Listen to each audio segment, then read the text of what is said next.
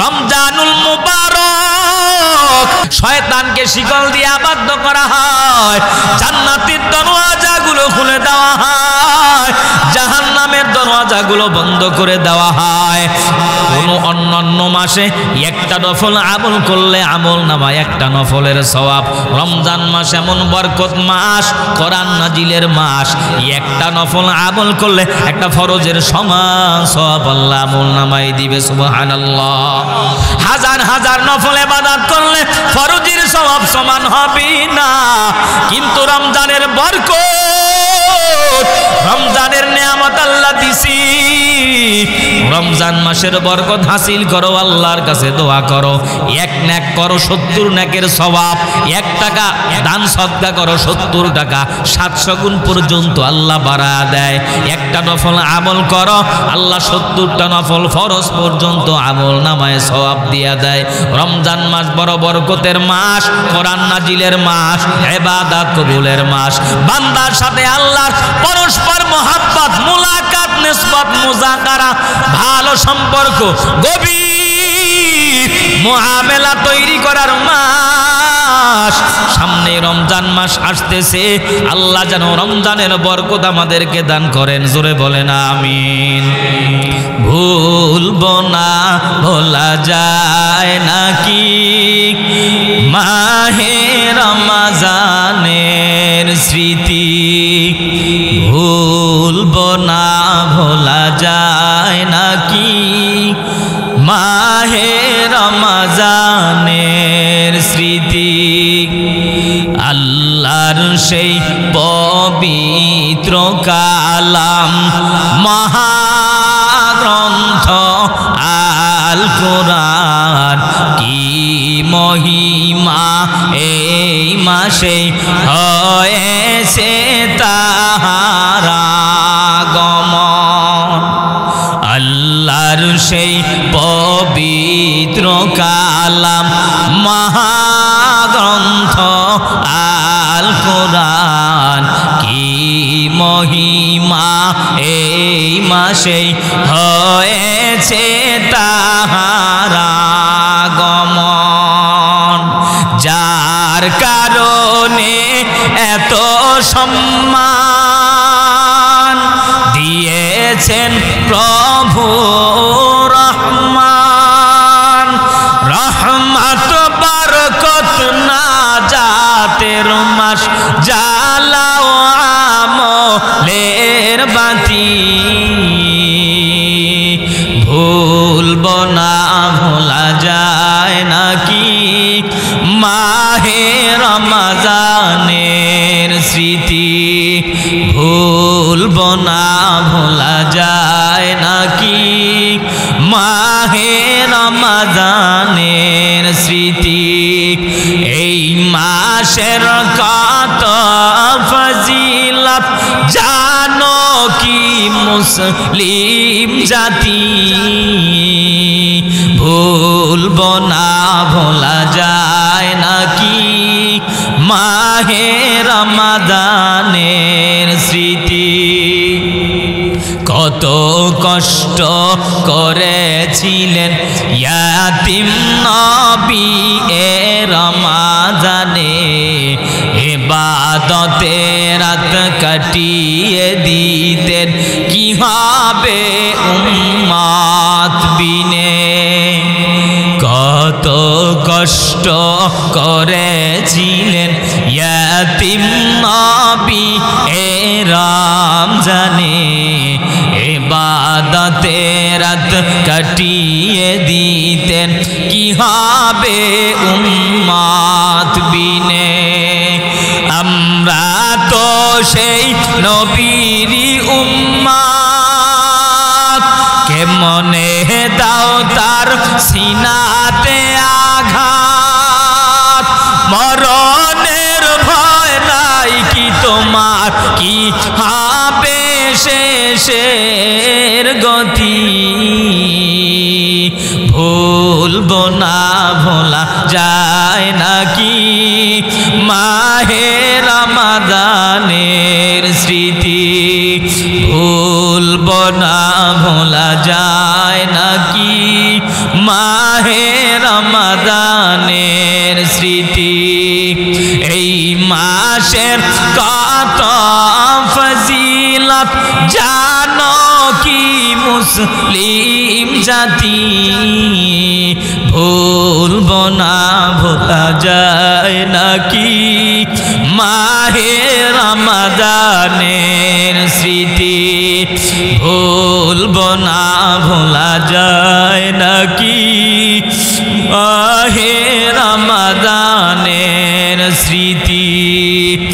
রমজানুল মুবারক সামনেই পবিত্র রোজা, এজন্য আজকের এই মাহফিল থেকে ওয়াদা করো আল্লাহ, জীবনে অনেক অন্যায় করলাম, পাপ করলাম, খারাপ কাজ করলাম, আজকে এই মাহফিলে আসার পরে ওয়াদাবদ্ধ হয়েছি আর নামাজ ছাড়বো না, দাড়ির ভিতরে বেরেট লাগাবো না, মা বাবার খেদমত ছাড়বো না, আলেমদের বিরুদ্ধে কথা বলবো না, মাদ্রাসার বিরুদ্ধে কথা বলবো না।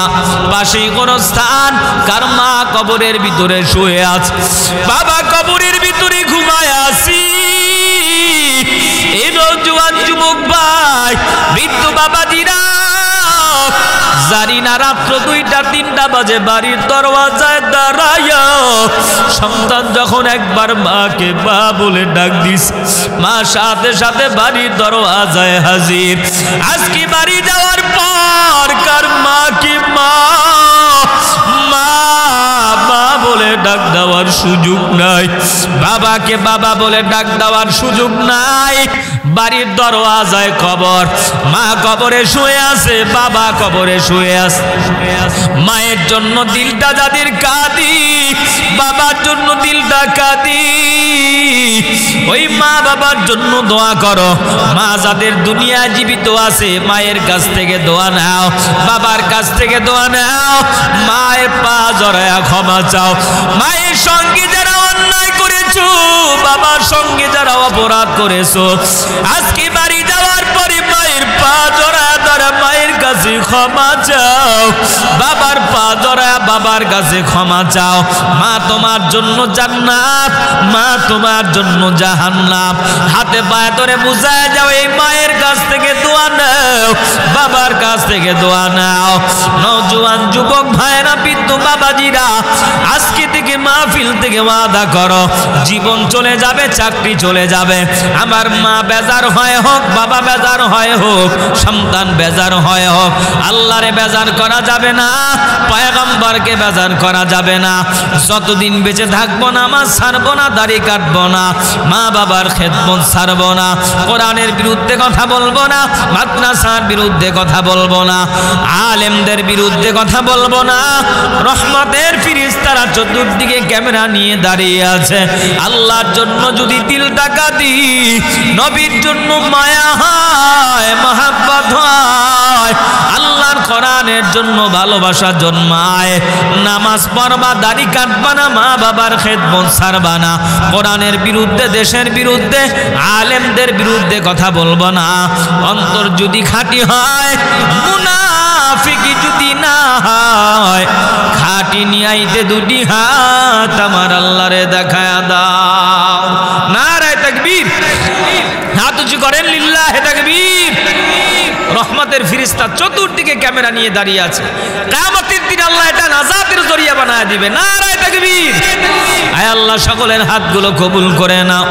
যুবক ভাইদের দাড়িওয়ালা বানায় দাও, মাদ্রাসার প্রতি মুআফিক বানায় দাও, উলামায়ে কেরামের বন্ধু বানায় দাও। আয় আল্লাহ, মা বাবার খেদমতওয়ালা বানায় দাও, মুরব্বিদেরকে কবুল করে নাও। এই ওয়াদার উপরে মৃত্যুর আগ পর্যন্ত ইস্তেকামাত থাকার তৌফিক দান করেন, বলেন আমিন। থেকে বর্তমানে যদি আপনি কিছু পেতে চান, খেদমত চান, মহব্বত ভালোবাসার বান্ধনে আবদ্ধ হতে চান, কোরআনের শিক্ষা, দ্বীনের শিক্ষার বিকল্প কিছুই নেই। একটা সময় ছিল আমরা স্কুলের কথা বলতাম, কলেজের কথা বলতাম, ভার্সিটির কথা বলতাম, কিন্তু বর্তমান শিক্ষা ব্যবস্থা, দুনিয়ার স্কুল, কলেজ, ভার্সিটি এমন এক শিক্ষায় পরিণত হয়ে গিয়েছে, আল্লাহর কসম, কোরআনের শিক্ষা যদি সিনার ভিতরে না থাকে, মাদ্রাসার শিক্ষা, ধর্মীয় জ্ঞান, মূল্যবোধ যাদের অন্তরের ভিতরে থাকবে না, বর্তমান শুধুমাত্র স্কুল, কলেজ, ভার্সিটির শিক্ষা দিয়ে মানুষ প্রকৃত মানুষে রূপান্তরিত হতে পারবে না। আল্লাহর কসম মনে রাখেন, এই শিক্ষা ব্যবস্থা যদি চলে, সন্তানকে যদি ন্যূনতম কোরআনের শিক্ষায় শিক্ষিত না করেন, একটা সময় কিছুদিন আগে মানুষদেরকে শিক্ষা ব্যবস্থার কালু কালাম উল্টা পাল্টা শিখায়া চেষ্টা করেছিল বান্দরের বাচ্চা বানাইতে। এই শিক্ষা ব্যবস্থা যদি চালু থাকে, কোরআনের শিক্ষা যদি না ঢুকানো হয়, এখন হইছে বানরের বাচ্চা, এই শিক্ষা অর্জন করে ভবিষ্যতে সন্তান হবে জানোয়ারের বাচ্চা। এই যে ট্রান্সজেন্ডার, নারী পুরুষ, পুরুষ নারী, মনে মনে আমি যদি মনে করি আমি নারী, আমি নারী, মনে মনে যদি আমি ভার্সিটির কিনারায় যাইয়া মহিলা হলের সামনে কই প্রিন্সিপাল সাহেব, মনে মনে তো আমি ভাবতেছি আমি একজন মহিলা, তাইলে আমার একটু ভিতরে দেন, একটু তাদের সঙ্গে আলিঙ্গন করি, নাউজুবিল্লাহি মিন যালিক। শিয়াল যদি মুরগির খোপে দাঁড়াইয়া বলে মনে মনে ভাবি আমি নিজের মুরগি, তাহলে শিয়ালের ভিতরে দিলে কি মুরগি একটাও থাকবে? কথা কন না কেন? এ সমস্ত শিক্ষা ব্যবস্থা মানে মানুষের পাগলের মাথা খারাপ, কথা বুঝেন নাই? আমরা চাই দেশে স্কুল থাকবে, কলেজ থাকবে, ইউনিভার্সিটি থাকবে, বিশ্ববিদ্যালয় থাকবে, মুসলমানের ছেলে ডাক্তার হবে, ইঞ্জিনিয়ার হবে, প্রফেসর হবে, কিন্তু বাধ্যতামূলক ক্লাস 1 থেকে শুরু করে ঊর্ধ্বতন ভার্সিটি পর্যন্ত বাধ্যতামূলক একজন ধর্মীয় শিক্ষক, আহলে হক দেওবন্দ হক্কানি কওমি উলামায়ে কেরাম, এরকম একজন আলেম হাফেজ নিযুক্ত করে দিবেন। কোরআনের শিক্ষা, ধর্মীয় শিক্ষা বাধ্যতামূলক, একজন ইলমের দ্বীন জানলেওয়ালা আহলে হক উলামায়ে কেরাম ক্লাস 1 থেকে ভার্সিটি পর্যন্ত যখন ঢুকবে, একজন বাধ্যতামূলক শিক্ষক থাকবে, ধর্মীয় শিক্ষক, একজন ভালো আলেম তাহকিক করে তখন মানুষকে কোরআন শিখাবে। কোরআনের শিক্ষা দুনিয়ার শিক্ষা একত্রিত হবে, এই সন্তান কোরআনের ধর্মীয় মূল্যবোধ থাকবে। এটা সরকার মহোদয়ের কাছে আমাদের আবদার, স্কুল কলেজ ইউনিভার্সিটিতে প্রত্যেকটা শিক্ষা প্রতিষ্ঠানে বাধ্যতামূলক একজন আলেম নিয়োগ দেওয়া হোক, অন্তত কোরআনটা যেন সহিভাবে পড়ে, কোরআনের কিছু তর্জমা শিখে। আগে আমরা নবীর জীবনে পড়েছি, ধর্মীয় শিক্ষার ভিতরে খন্দকের যুদ্ধ, পরীক্ষা খননকারী, এ সমস্ত গল্প ইসলাম শিক্ষার বইয়ের ভিতরে ছিল, এখন সেগুলো নাই। মেট্রিক আলিয়া মাদ্রাসার ভিতরে আমি নিজের চোখে দেখেছি, দুঃখ পরিতাপের বিষয়, ক্লাস 7 এর বই খুলে দেখেন, আলিয়া মাদ্রাসার ক্লাস 7 এর ভিতরে এমন এমন উল্টা পাল্টা গল্প রচনা করেছে, ছবি দিয়েছে। আমার এক বন্ধু আমাকে সেদিন বলেছে, দোস্ত কি বলবো, আমার ক্লাস 5 এর মেয়েটা তার মাকে এসা স্কুল থেকে জিজ্ঞাসা করে, মা বীর্য কাকে বলে? নাউজুবিল্লাহ, নাউজুবিল্লাহ। আপনি সাবালিকা কিভাবে হবেন, প্রাপ্তবয়স্ক, এটা কি স্কুল কলেজে পড়ানোর বিষয়? এটা তো এমনিই বুঝতে পারবেন। সাইকেল কিভাবে চালানো হয়, ব্যাঙের লাভ কিভাবে দিতে হয়, আলু ভর্তা কিভাবে বানাবে, বর্তমান শিক্ষা ব্যবস্থা। এটা বললে হুজুর স্কুলের বিরুদ্ধে, হুজুরি কলেজের বিরুদ্ধে কথা বলছেন, কসম আল্লাহর আমি স্কুলের বিরুদ্ধে, কলেজের বিরুদ্ধে আগেই বলেছি, ভার্সিটির বিরুদ্ধে কথা বলিনি, বলতেও চাই না। স্কুল কলেজে মুসলমান পড়বে, বাধ্যতামূলক মাদ্রাসার একজন ভালো আলেম থাকবে, কওমি ঘরানার ভালো হাফেজ নিয়োগ দেওয়া হবে, যত টাকা লাগে সে কোরআনের শিক্ষা দিবে, কোরআনও শিখবে, দুনিয়ার ইংরেজিও পড়বে, বাংলাও পড়বে, কোরআনও শিখবে।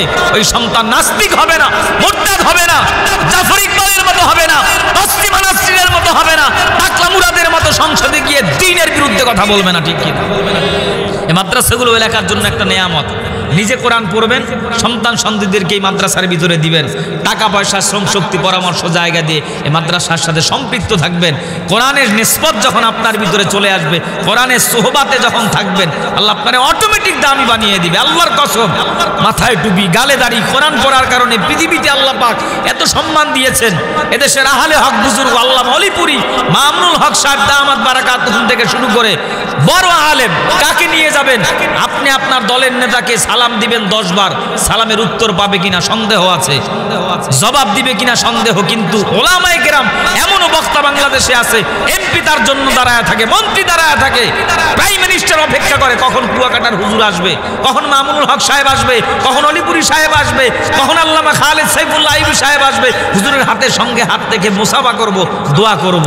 আলেমদেরকে মানুষ এত পরিমাণ রেসপেক্ট করে, সম্মান করেন। বিরিয়ানি দিয়া, কোরমা পোলাও দিয়া, চেয়ার দিয়া মারামারি পিটাপিটি লাগে, গাড়ি ভাড়া দিয়াও দলের লোক পায় না। আর একজন একজন আলোচক যখন ব্রান্ড, যারা যুগ শ্রেষ্ঠ জাতির শ্রেষ্ঠ সন্তান, বড় বড় আলোচক, প্রত্যন্ত অঞ্চলের 3টা নাই, 4টা নাই, 2টা নাই, শুধু পোস্টারে লিখছে আসরের পর কুয়াকাটা হুজুর আসবে, বাদ মাগরিব হাসান জামিল সাহেব দোয়া করবে, লক্ষ লক্ষ মানুষ কিসের বিরানি কিসের খিচুড়ি নিজের পকেটের টাকা খরচ করে যায়, আবার গাড়ি ভাড়ি দিয়ে চলে আসে, মাহফিলেও দান করে। আলেমদের প্রতি এই মহব্বত ভালোবাসা একমাত্র রবের কোরআনের কারণে, জোরে বলেন ঠিক কিনা? খালি শুধু মিথ্যা তো হোমাত দেখ, হুজুর হবি না খাইয়ে থাকা ছাড়া তো উপায় নাই। বিশ্বাস করেন, আলেম হওয়ার পরে এত বেশি খানা আল্লাহ খাওয়ায়, পৃথিবীর অন্য কোনো মানুষ এত সুন্দর খানা খায় না। না খাইয়ে তো মরবি, ভাত তো খাবি না, ঠিকই ভাত খায় না ওলামা ইকরাম, পোলাও। রমজান মাস আসছে, একদিনে 4 বাড়িতে দাওয়াত, একজনের বাড়ি যদি না খাইতে যায় খুব বেজার, হুজুর আমার বাড়ি দাওয়াত খাইতে আসলো না, আপনারে দাওয়াত দেয় না, হুজুর না আসলে বেজার হয়। এটা কোরআনের সম্মান, যতদিন কোরআনের পক্ষে থাকবেন সম্মানের সাথে আল্লাহ রাখবে। আল্লাহ পাক আমাদের সবাইকে কোরআনের নিসবত, কোরআনের সোহবাত গ্রহণ করে, কোরআনের গুণে গুণান্বিত হয়ে ওলামা ইকরামের সান্নিধ্যে দিয়ে আল্লাহ পাক খাঁটি মুমিন হবার তৌফিক দান করুন। নাসরুম মিনাল্লাহি ফাতহুন করিব ওমা আলাইনা ইল্লাল বালাগ। সকলের জন্য দোয়া করবেন, মাদ্রাসার জন্য দোয়া করবেন, ওলামা ইকরামদের জন্য দোয়া করবেন, এলাকাবাসী সহ অতিথি মহোদয়, যে সমস্ত মানুষ টাকা পয়সা শ্রম শক্তি পরামর্শ জায়গা দিয়ে সুন্দর আয়োজন করেছেন, আল্লাহ পাক কিয়ামতের ময়দানে নাজাত ও হেদায়েতের জরিয়া বানায় দেন, আমিন আমিন।